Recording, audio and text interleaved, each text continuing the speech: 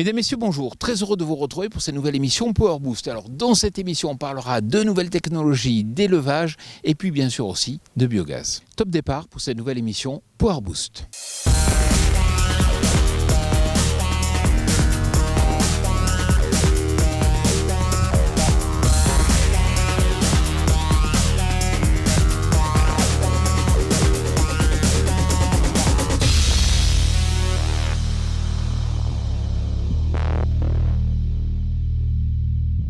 Et on est reparti pour cette nouvelle saison de Power Boost. Vous allez voir, dès ce premier épisode, on tape fort, très fort. On commence par un séjour chez un agriculteur qui a réduit son indépendance aux engrais tout en gardant les mêmes rendements. Et si vous connaissez le co-farming, on enchaîne avec une annonce qui pourrait vous intéresser. Un nouveau décret est sorti concernant la méthanisation, mais heureusement, les experts du biogaz vont vous aider à y voir plus clair. Enfin, on vous apporte une nouvelle preuve que les agriculteurs ont du cœur avant de partir en Bretagne à la rencontre de vaches laitières particulières. Alors pas de temps à perdre, on est parti, blablabla, enjoy. Et oui, effectivement, j'ai oublié de signaler qu'il y avait une dose de news. Vraiment enjoy. La question de la protection anti-piratage des machines agricoles refait surface alors qu'un hacker australien a révélé au mois d'août 2022 avoir pénétré le système d'exploitation des tracteurs de marque John Deere pour y installer un jeu vidéo. L'affaire peut faire sourire, mais de l'aveu même du pirate, il lui a fallu seulement quelques mois pour mettre à défaut la cybersécurité du constructeur à partir de l'achat d'un écran John Deere 4240. Celui qui est également expert en sécurité des réseaux indique avoir réalisé cette démarche pour faire prendre conscience aux fabricants et aux agriculteurs que leurs machines ne sont pas aussi sécurisées qu'ils ne le pensent. John Deere a répondu que cet acte, qui impliquait d'accéder physiquement à une unité qui n'était pas connectée à Internet, ne mettait pas en danger l'équipement, les réseaux ou les données de ses clients et concessionnaires. Où se vend-il le plus de moissonneuses-batteuses en France ? C'est dans les Hauts-de-France avec 229 unités que l'on a enregistré le plus de nouvelles immatriculations de moissonneuses-batteuses. Viennent ensuite le Grand Est avec 213 unités, puis la Nouvelle-Aquitaine avec 166 nouvelles moissonneuses-batteuses vendues en 2021. Mais c'est en Bretagne que l'on note la progression la plus spectaculaire avec 44 nouvelles premières immatriculations. A noter que les parts de marché consacrent toujours Claas, New Holland et John Deere sur le podium, même si le constructeur américain a perdu 5,5 points de part de marché par rapport à l'année précédente. On le sait, les engrais coûtent de plus en plus cher. Alors peut-on économiser sur la facture engrais tout en captant du carbone ? C'est justement le thème de notre rubrique Carbon Farming en partenariat avec Gaiago.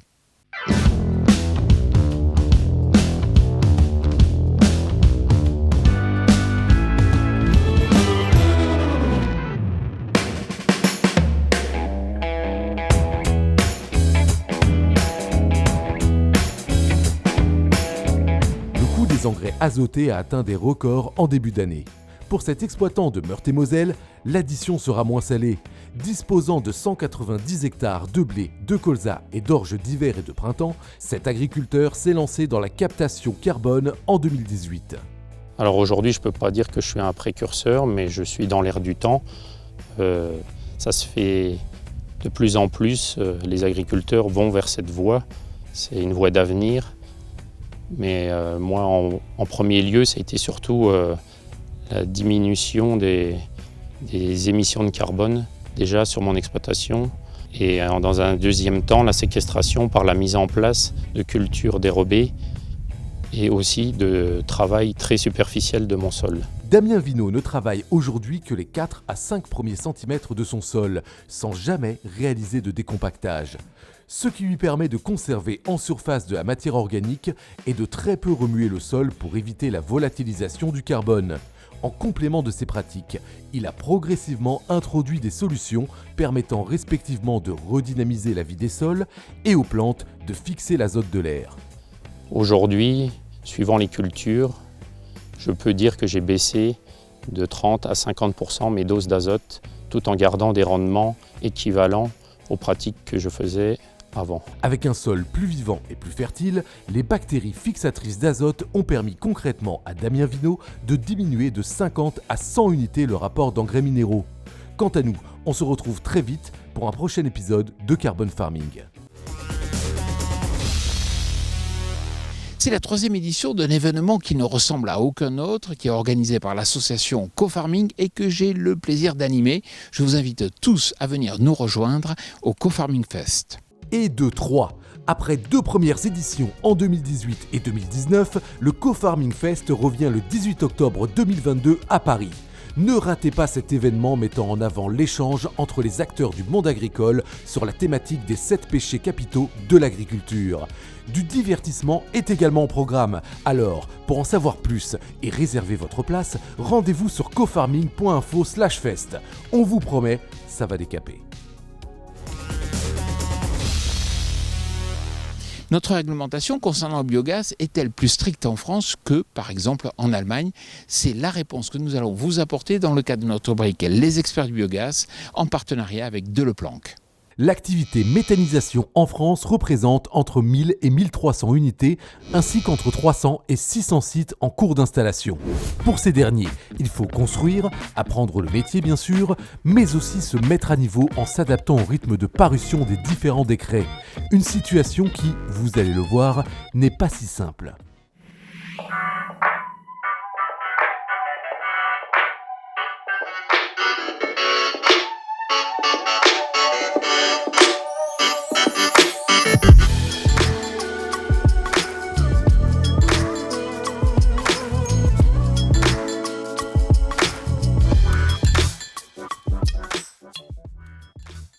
Pour y voir clair, en France, un plafond maximum de culture principale dédié à l'approvisionnement des méthaniseurs est fixé à 15%. Le décret du 4 août 2022 vient affiner cette notion, et c'est là que l'on rencontre un problème. Une culture est désormais considérée comme principale si elle est présente sur la parcelle entre le 1er et le 15 juin selon les départements. Alors, faut-il y voir une volonté de durcir l'activité ? Quelque part, le citoyen français engage beaucoup d'argent dans ces filières d'énergie renouvelable, quelles qu'elles soient. Et il est normal à mes yeux qu'au bout d'un moment, on vienne faire les comptes. Alors, le décret, c'est très technique, comme tous les décrets. Il y a des éléments qui vont créer des différenciations en fait entre sites de méthanisation, les plus anciens par rapport aux plus récents, etc. Donc, une des différences, c'est que selon votre exploitation, selon votre historique, vous allez être traité différemment. Donc ça, c'est jamais très agréable d'avoir des règles de jeu différentes. La deuxième différence, c'est que ça va permettre de mieux contrôler les choses. La nouveauté, c'est qu'il y a une date butoir, car rien d'agronomique. Mettre une date en agriculture, c'est complètement anti-agronomique. Mais par contre, pour le ministère de la Transition écologique qui nous chapeaute, ça va permettre de pouvoir bâtir des contrôles et de pouvoir vérifier ce que c'est une cive, de pas une cive, etc. Pourtant, chez nos voisins allemands, il n'existe aucun seuil de culture principale pour alimenter les méthaniseurs. Comment expliquer que cela soit si simple là-bas ? Je pense que c'est lié à une historique et une des différences culturelles entre les pays. La France est historiquement depuis très très longtemps un grand pays exportateur de denrées agricoles, avec un équilibre entre les filières, notamment élevage, grande culture, etc., qui est très ancien en France. Et donc l'arrivée de la méthanisation, mais aussi des autres énergies renouvelables, en gros, dans le milieu rural et agricole, pose beaucoup de questions en France, traditionnellement. Et le deuxième élément, il est plutôt énergétique. La France a des spécificités par rapport aux autres pays européens, et notamment l'Allemagne, que ça soit du fait de l'énergie nucléaire, du fait de l'énergie hydraulique, électrique, qui font que la problématique des énergies renouvelables et le bilan climatique en général, elle est plus récente en France et elle est aussi moins stratégique. Donc au final, je dirais que quand on parle d'énergie renouvelable à partir de matières organiques, l'Allemagne a davantage assumé son sujet parce qu'elle en avait la nécessité. En France, il faut donc se tenir régulièrement informé des décrets parus à propos de la méthanisation. Il faut noter qu'aucun nouveau porteur de projet pour une unité de méthanisation n'a été enregistré en 2022. Quant à nous, on se retrouve le mois prochain autour d'une autre thématique pour devenir un expert du biogaz.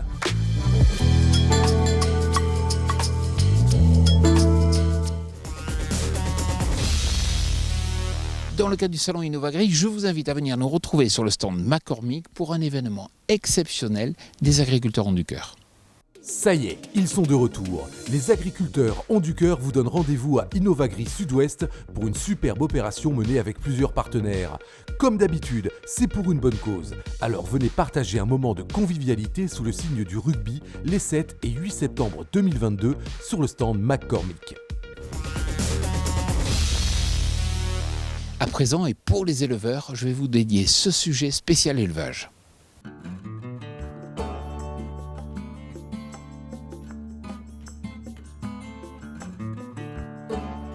Je suis Estelle Cloët, chargée d'études à la Chambre d'agriculture de Bretagne. Je m'occupe du suivi des expérimentations sur le troupeau bio de Trévarez. Donc, lors de la création du système bio de la ferme expérimentale de Trévarez, ce sont des vaches Primosten du troupeau conventionnel qui ont été utilisées pour créer ce système. On a vu les limites en fait, de nos vaches Primosten dans ce système, avec des vaches qui avaient des taux faibles, des vaches qui maigrissaient pendant la période hivernale. Donc on s'est dit en fait que peut-être il y avait d'autres types génétiques qui correspondraient mieux en fait à notre système. Donc c'est là qu'on a décidé de mettre en place le croisement de races. Et donc les races qui ont été définies pour le croisement sont la normande et la jersiaise. Donc la normande, l'idée c'est d'apporter une race qui a un lait plus concentré en matière grasse et matière protéique, des animaux qui gardent plus d'état corporel, qui vont avoir plus de muscles et donc qui vont permettre aussi une meilleure valorisation pour la viande. Et puis on a la jersiaise à côté, qui est une race caractéristique en fait pour amener aussi beaucoup de taux, une race qui est bien adaptée au pâturage. Lors du démarrage des premières inséminations en 2015, on a décidé d'inséminer la moitié des Primosten en jersiais, l'autre moitié avec des taureaux normands. Donc ce qui a permis de créer des Primosten jersiais et des Primosten normands, donc c'était la première génération. Et ensuite, du coup, les Primosten normands, on les a inséminés en jersiais et les Primosten jersiais, on les a inséminés en normand. Donc ce qui nous a permis d'avoir la deuxième génération, donc on appelle G2, des animaux qui portent les trois races. Avec l'arrivée des croisés dans le troupeau, on a vu une augmentation des taux. Sur toute l'année, on a plus de TB, plus de TP dans le lait. Sur la production laitière au pâturage, on a une stabilité. Les vaches produisent toujours autant de lait au pâturage. En hiver, on commence à avoir une tendance où les vaches produiraient peut-être un petit peu moins de lait sur l'hiver, mais ça c'est encore à confirmer. Ce qu'on voit aussi, par contre, c'est que l'hiver, les vaches vont garder un meilleur état corporel, ce qui doit aussi les aider au pâturage à avoir une production laitière intéressante. Et sur certains croisements, donc surtout les Primosten normands, on va avoir une bonne valorisation viande qui va être intéressante. Par contre, qui va être plus faible sur les Primosten jersiais qui ont de plus petits gabarits. Avec le croisement, on a aussi vu un âge au vélage qui a eu tendance à diminuer, puisque maintenant on est en moyenne à 25 mois d'âge au vélage pour le premier vélage. Donc tout ça, c'est des premières tendances qu'on est en train d'analyser. Et puis donc dans les mois futurs, on aura plus de résultats à présenter, des résultats plus précis sur les performances. Et puis il faudra attendre que les vaches vieillissent ensuite pour voir si vraiment le croisement permet une meilleure longévité sur les animaux, qui est un objectif important du croisement.